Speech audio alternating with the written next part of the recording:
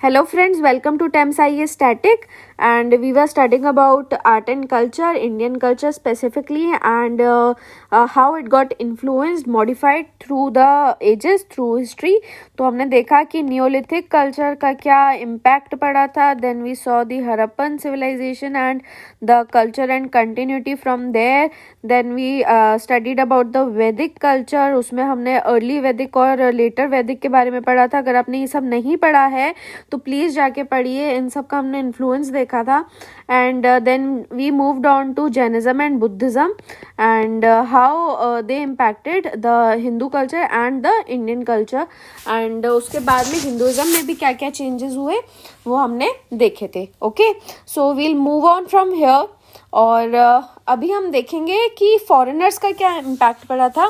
तो जैसे for example अभी इस लेक्चर में आपको क्या क्या समझ में आएगा. पर्शियन इन्वेजन का क्या इम्पैक्ट था, देन ग्रीक्स का क्या इम्पैक्ट था, देन मौर्यन उस टाइम पे आ गए थे उनका क्या था, and what was happening in south and Deccan. So we'll be going through all this. Fine, so let's start with it. So first we'll see कि पर्शियन इन्वेजन. नोट्स लिखते जाइएगा.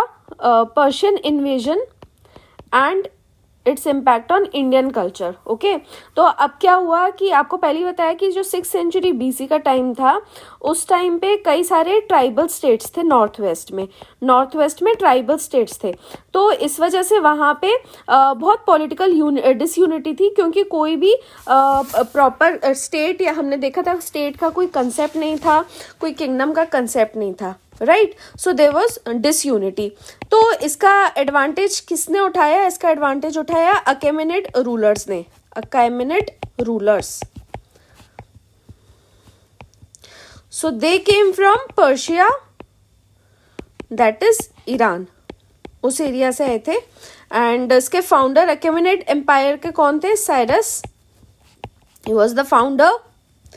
और इनके जो सक्सेसर थे Darius one. So this person, he came towards India and he annexed Punjab and Sindh. Punjab और Sindh area जो था सबसे ज़्यादा फर्टाइल रीजन था उस टाइम का, उसको इन्होंने अनेक्स कर लिया था. राइट, एंड स्पेशल मतलब देखो, अब बात यह थी कि फॉरेनर है तो कैसे इम्पैक्ट डालेंगे, तो इनके अलग अलग तरीके होते थे. So what this person did was कि he enrolled Indians in Achaemenid army. He enrolled the Indians into his army, जो अकेमेनिड आर्मी थी. ओके, तो अब पर्शियंस का जो रूल था वो करीब चला था 2 सेंचुरीज तक. और इस टाइम पे अब क्या हुआ कि अब एक तो आपको बताया कि उनको आर्मी में ले लिया, और इसके अलावा और कैसे इनका इम्पैक्ट क्यों पड़ेगा, तो ट्रेड जो था इस टाइम पे दोनों रीजन्स के बीच में काफ़ी ज़्यादा बढ़ गया था ड्यू टू नेवल एक्सपेडिशन. ये नेवल एक्सपेडिशन किया था स्काइलेक्स ने. ओके, और इसके बाद में खासकर जो ट्रेड था वो बढ़ गया था between Persia and India. And Darius जो थे he entered India through north west passes. बाद में इन्हीं नॉर्थ वेस्ट के जो पासेस थे इन्हीं के थ्रू अलेक्जेंडर भी एंटर किए थे. सो अब कल्चरल इम्पैक्ट यदि समझें तो पहली बात तो जो एडमिनिस्ट्रेटिव स्ट्रक्चर है मौर्यंस का जो था administrative structure, it was influenced by Achaemenid, right, of Mauryan empire.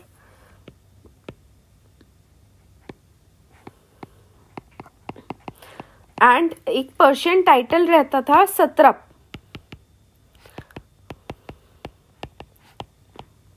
सत्रप्स, तो ये किसके लिए कहा जाता था? गवर्नर के लिए.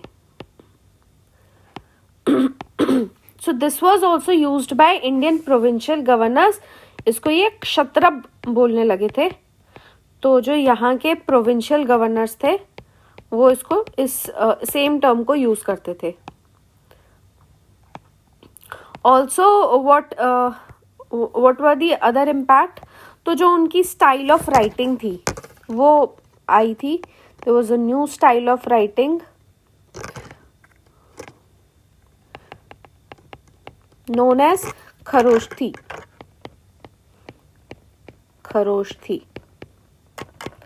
ओके, सो ये अरेमिक स्क्रिप्ट से ली गई है और इसका राइटिंग स्टाइल क्या होता है, from right to left. And ये इंडिया में कैसे हमको मिलती है, so this is found in Ashoka's inscription. And जो अशोकन एडिक्ट्स हैं उसके प्रियम्बल में भी देखने को मिलती है. And this script was use till 3rd century AD.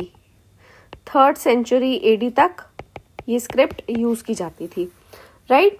तो ये हमने देख लिया, एडमिनिस्ट्रेटिव देख लिया, स्टाइल ऑफ राइटिंग इन्फ्लुएंस हुई थी, fine. And art and architecture में भी इन्फ्लुएंस था पर्शिया का.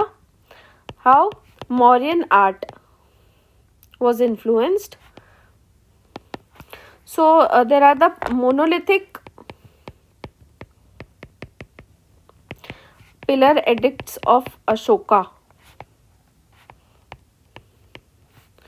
जिनके बेल शेप्ड कैपिटल्स रहते हैं. So these are similar to the victory pillars. जो monolithic pillar of Ashoka, they were similar to the victory pillars of Achaemenid Empire इन पर्सिपोलिस. इनके पर्सिपोलिस में इस तरीके के विक्ट्री पिलर्स हैं. तो सेम कंसेप्ट हमारे यहाँ पे मौर्यन आर्ट में अशोकन एडिक्ट्स में भी यूज किया गया था. पर्सिपोलिस क्या था, it was the capital of Persia. Okay, और इसके अलावा दूसरे इन्फ्लुएंसेस क्या थे. So within the court there was a ceremonial hair bath. तो ये क्या होता था कि जैसे चंद्रगुप्त मौर्य थे तो उस टाइम पे शायद शैम्पू नया नया बना था.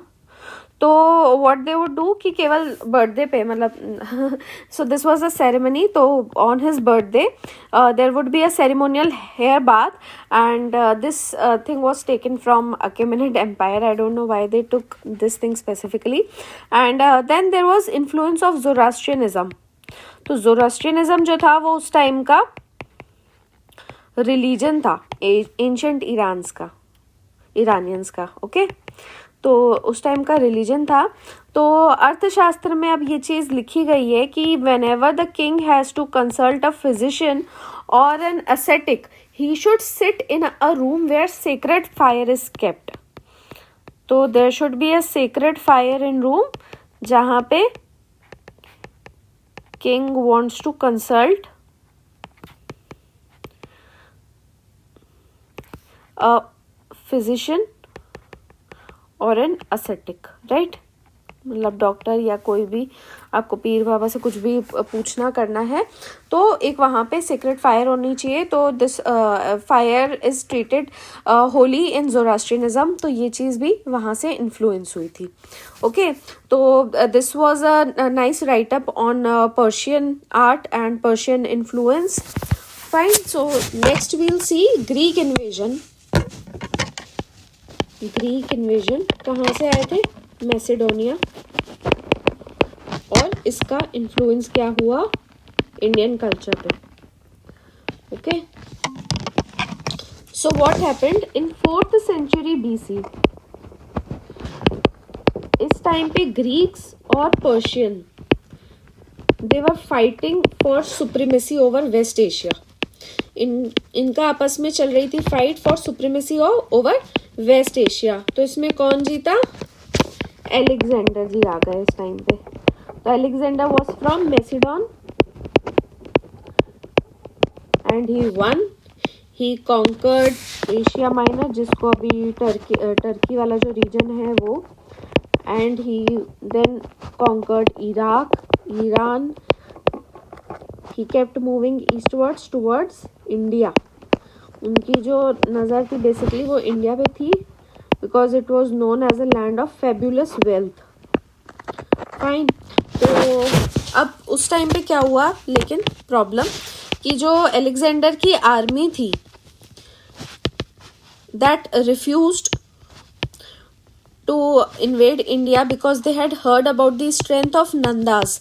उस टाइम पे एक महाजनपद था मगध, तो वहाँ पे नंदास का रूल था, तो उनकी स्ट्रेंथ का उन्होंने सुना था, so therefore they refuse to invade and return. और जाते हुए ही अलेक्जेंडर की उस टाइम पे डेथ भी हो गई थी, and he had divided his territory into 3 parts. और तीनों मतलब ग्रीक गवर्नर्स के अंडर पे दे दिए थे अपनी टेरिटरी का मतलब पार्ट्स करके। And the east part was under Seleucus Nicator, Seleucus Nicator.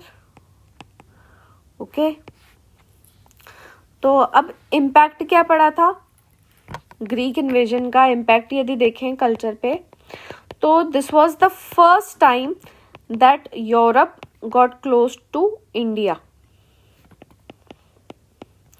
तो कमर्शियल रिलेशंस जो थे, जैसे वहाँ पे वही बात थी कि ट्रेड बढ़ा था, वैसे यहाँ पे भी कमर्शियल रिलेशंस बढ़ गए थे। एंड पहली बार रूट्स खुले थे by sea and land, so the traders, the artisans, craftsmen, they all came by these routes. And also another impact was because of Alexander's invasion. उसके इन्वेजन की वजह से क्या हुआ, नॉर्थ वेस्ट में जो अभी हमने कहा था डिसयूनिटी थी, अब वो नहीं रही, यहाँ पे पॉलिटिकल यूनिफिकेशन आ गया था।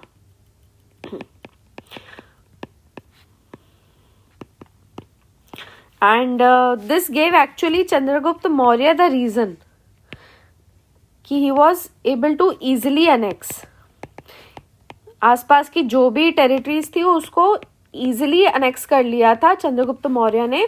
सो this is how political unification happened.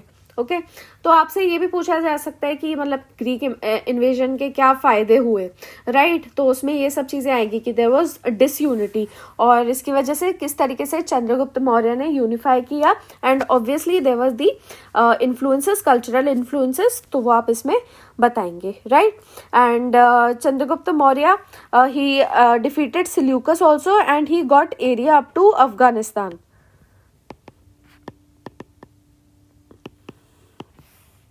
Under his control. अब क्या क्या इम्पैक्ट पड़ा? पहली बात तो ग्रीक आर्ट। सो ग्रीक और इंडियन स्कूल ऑफ आर्ट जो थे वो आपस में थोड़े फ्यूजन हुआ उसका, and it gave birth to Gandhara school of art. और क्या आया ग्रीक से?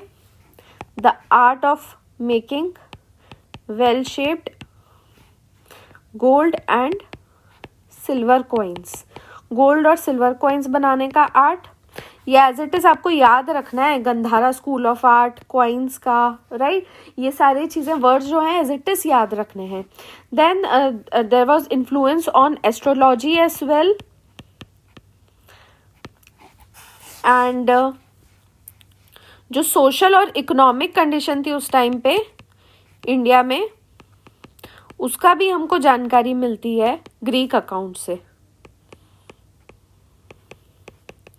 So there were Greek accounts of Arrian, तो इन्होंने जैसे बताया है कि कारपेंट्री जो थी वो उस टाइम पे बहुत फ्लरिशिंग ट्रेड था इंडिया में, एरियन ने बताया है, ठीक है? तो इसका भी आप बता सकते हो। And there was and admiral Nearchus, and obviously there was Megasthenes. Okay, Arian, Nearchus and Megasthenes. So I have a question for you. Name the book written by Megasthenes where we find the account of India's culture. Okay, and इसके अलावा ना केवल मतलब वहाँ का influence India पे आया था, बट इंडिया का भी इन्फ्लुएंस गया था वहाँ पे। How come? Like the Indian philosophy and religion, it filtered into the Roman Empire.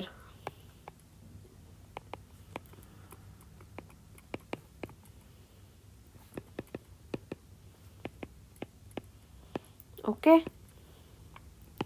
so this was about the Persian and the Greek invasion and how they influenced the Indian culture. Okay, I hope आपको ये discussion अच्छा लगा होगा। And आगे देखते हैं अशोका का। One thing I would like to say कि वी कीप सेइंग कि आप प्लीज़ लाइक कीजिए, सब्सक्राइब कीजिए. द रीज़न बीइंग कि आप जितना लाइक करते हो, मतलब आप if you are watching, okay, and if you are liking the video, तो एक बटन क्लिक करने में कुछ हो नहीं जाता है. And ultimately when we see that okay we are putting in so much efforts and you are responding us, आप किस तरीके से पार्टिसिपेट कर रहे हो, किस तरीके से आप अपना दिखा रहे हो कि मतलब like you are enjoying the videos और not, and even if you give criticism that is also appreciated. तो बस वही रीज़न है कि we ask you again to share our videos and like our videos. Okay, और कोई इसमें perspective नहीं है. ओके, तो अशोका का देख लेते हैं. सो उनकी पॉलिसी क्या थी? His policies were of universal peace, non violence and religious harmony. Okay, so he gave a policy of Dhamma Vijaya.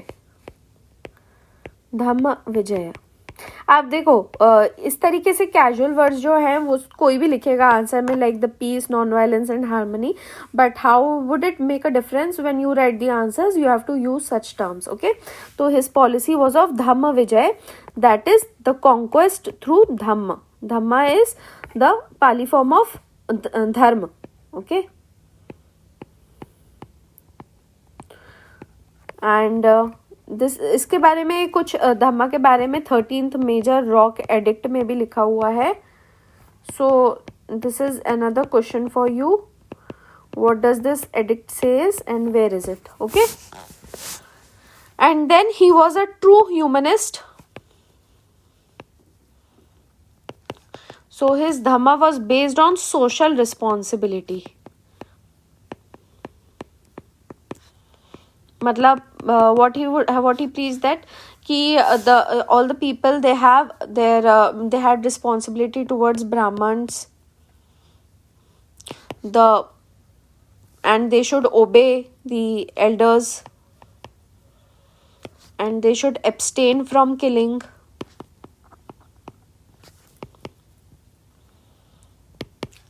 And they should honor other sects. Another important thing about him कि उन्होंने अपने religion को, whatever his belief was, personally he was inclined towards Buddhism, but he didn't impose religion.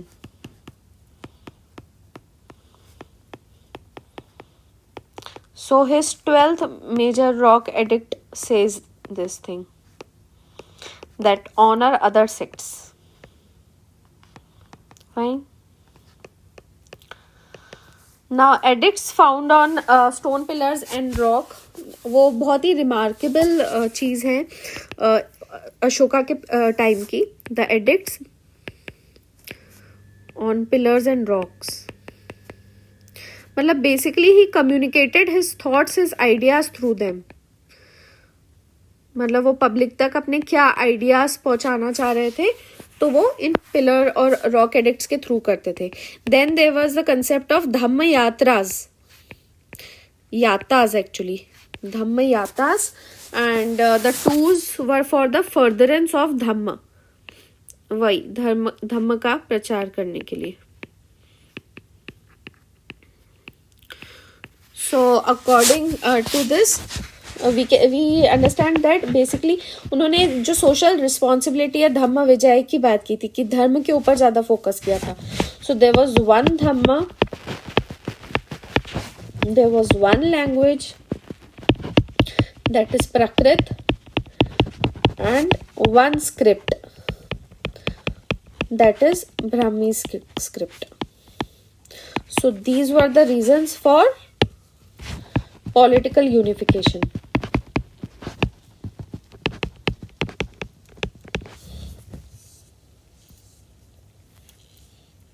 He also sent ambassadors to other countries,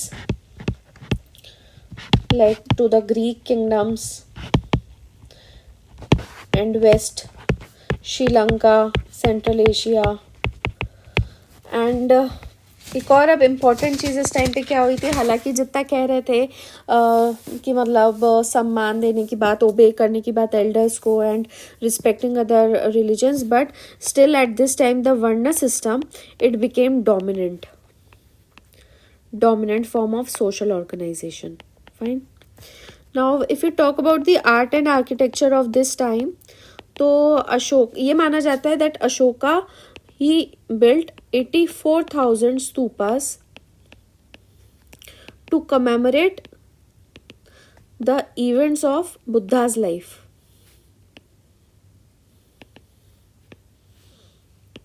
84,000 stupa बनवाए थे. Fine. Stone pillars के बारे में आपको पहले ही बता दिया. They were single columns of polished sandstone. अब ये याद रखना, पॉलिश्ड सैंडस्टोन के बने हुए थे और इसके ऊपर क्या रहता था, like I told you, the Capitals on top. और सबसे ज्यादा प्रिजर्व्ड जो है वो है लौरिया नंदनगढ़ का in Bihar. So this is a 32 feet column and उसके ऊपर 50 टन का seated lion capital है. There's a seated lion capital at Loriya Nandangarh. Another famous one is the bull capital at Rampura. Then obviously you know about the lion capital at Sarnath. वहां पे क्या है, 4 lions and Dhammachakra. Okay. और इसके अलावा क्या चीज काफी फेमस थी मौर्यन अगर इन्फ्लुएंस देखें तो, दे वर द मौर्यन फिगर्स. किस तरीके के figures, for example यक्षी. One famous one is in Didarganj. Okay. And this is appeared to be made from single stone. So I'll show you. ये है. Okay. ये आपको दीदारगंज में मिलेगा. And this appears to be made from single stone. And this is polished with unique surface gloss. तो इस gloss को जो इस टाइम पे पाया जाता है, now this is also called as the Mauryan polish. This was a unique surface gloss. Okay. तो अभी तक इसका शाइन नहीं गया है. इसके अलावा what else was famous, the rock cut caves. Rock cut caves भी बहुत फेमस थी. For example there is a Lomas Rishi cave. So ये हो गई. और सुदामा केव्स हो गई. Keep writing all this, I am saying this again and again. So these are both cut from solid rocks. Okay. So this was the beginning of actually the rock cut architecture. यहीं से शुरुआत हुई थी rock cut architecture की. सो यहाँ पे आप देख सकते हो, this is the Lomas Rishi cave. Okay. And apart from this, Ashoka का अगर देखा जाए, so he also provided for non Buddhist Monks.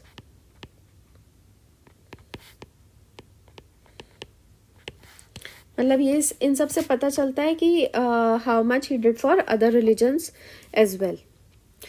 Now coming to the post Mauryan period.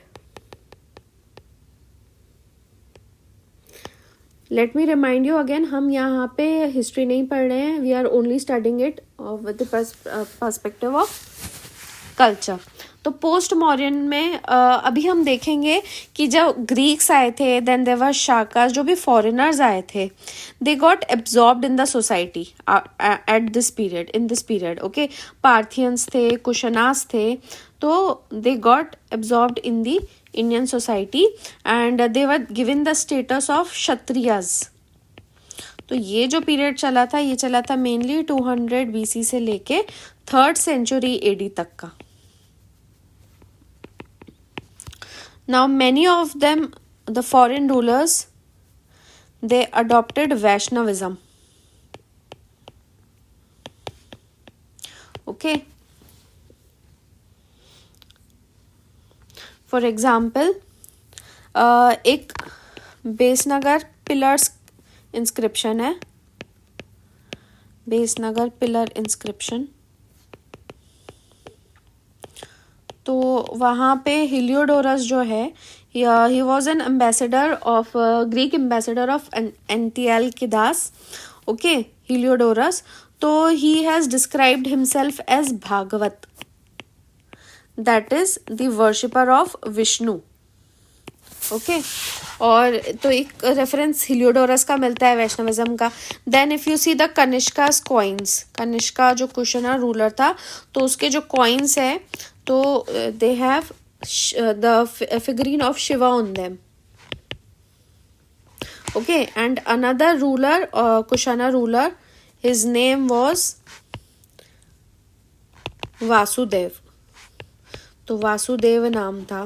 तो इन सबसे बेसिकली पता चलता है कि किस तरीके से इन्फ्लुएंस हुए थे और किस तरीके से ये एब्जॉर्ब हुए थे, and they followed the Vaishnavism sect. Okay, and Kanishka का जो ईयर ऑफ एक्सेशन है वो बहुत इंपॉर्टेंट है, that is 78 AD, because it marks the beginning of Saka era. Now some foreigners, they accepted the Buddhism religion also. अब ये क्यों किया इन्होंने? Because there was no problem of fitting into the caste system.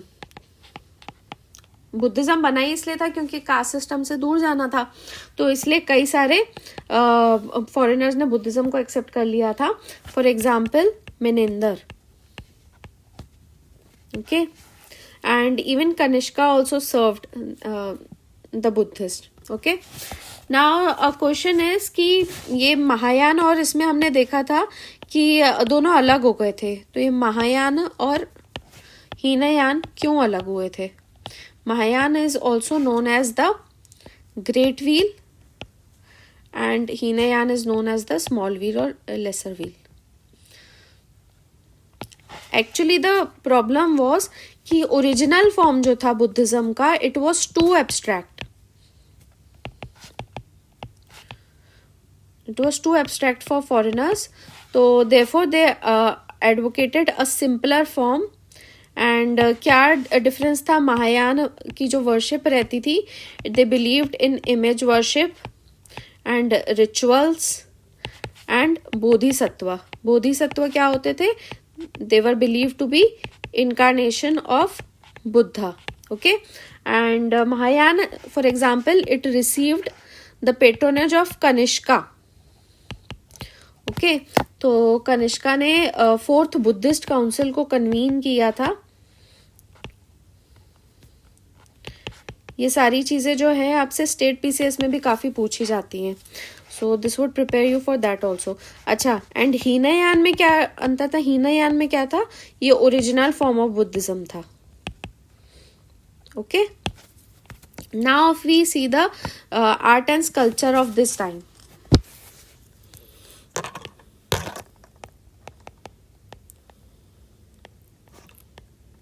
तो पहले तो हमने देखा क्या? Gandhara school of art. तो it borrowed the features of both Greek and Roman art, और साथ में इंडियन आर्ट था. ओके, तो इस टाइम के जो बुद्धिस्ट स्कल्पचर्स मिलते हैं, बुद्धा के जो स्कल्पचर्स मिलते हैं specially during Kanishka, so you will find Apollonian faces, that is they resemble the Greek god. Okay, and here was Greco-Roman style, and the draperies were like Roman toga. Okay,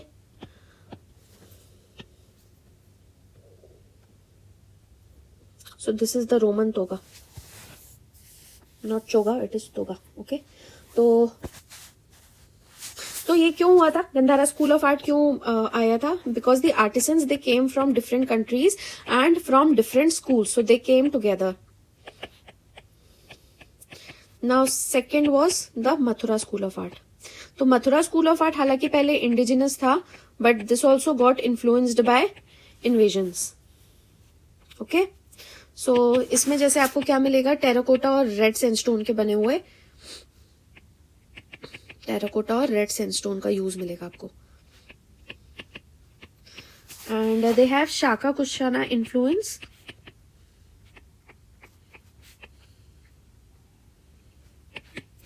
So, Mathura School of Art was actually the first to make faces and figures of Buddha. और इसके पहले क्या होता था ना, केवल symbols use किए जाते थे.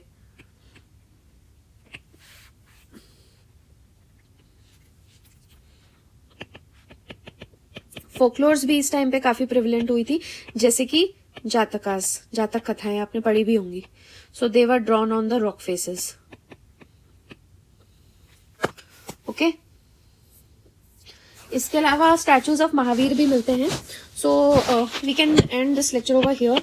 We'll continue with the Deccan and south India portion in the next part. Okay, so please please please share कीजिए, प्लीज सब्सक्राइब कर लीजिए अगर अभी तक नहीं किया है तो, और पीछे के बचे हुए जो भी लेक्चर्स हैं उनको कंप्लीट कीजिए. आप में से कई लोग अभी पढ़ रहे हैं और उसका हमको पता चल जाता है by the viewers. Okay, so you also continue keep continuously studying these lectures, and that is all. Have a nice day. Thanks.